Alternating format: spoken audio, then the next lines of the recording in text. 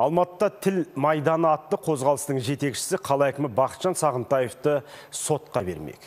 Қазақ тілінің мәртебесін көтеруді талап етіп қалада заңды митингке рұқсат ала алмадық деген ол, әкімдік бірнеше рет арызымызды негізсіз кері қайтарды деп отыр.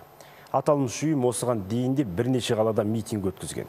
Бір тіл, бір мемлекет аты тұранмен бейбіт митинг ұйымдастырып жүрген ұйым өкілдері осыған дейін тіпті Нью-Йорк қаласында да шеру өткіздік деп отыр. Тіліміз тілімделіп бітті деп бас көтерген Қуат Ахметов Алматы қалалық әкімдігіне бірнеше рет барып бейбіт шеруге рұқсат ала алмапты.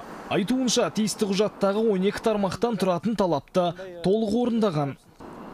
Алматы арызымды аламын дегенше, айдаладағы ақштағы Нью-Йорктың мэрі мақұлдап, ана тіліміздің мәртебесін шетелдегі қандастарымыздың көтермелеуіне рұқсат берді деп мақтан айтып отыр.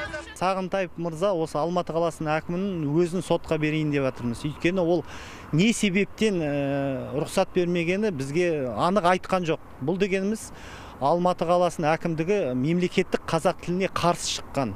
Тіл тағдырын талқылау елордадағы еріктілерге де бұйырмапты. Күні кеше қазақ тіліне қиянат жасама деп плакат алып шыққан Байтас есімді азаматты да жергілікті полиция алып кетіпті.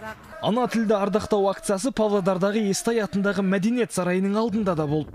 Павлодар рұқсат берген, жиылған жұрт ойын қозғады, талабын барынша жеткізді.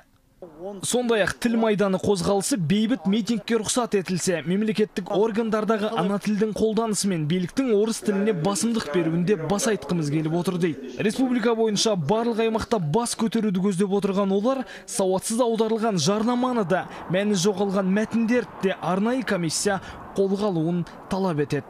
Әлібек Шынтемір, Думан Сүлейменов, Информбюро, Алматы.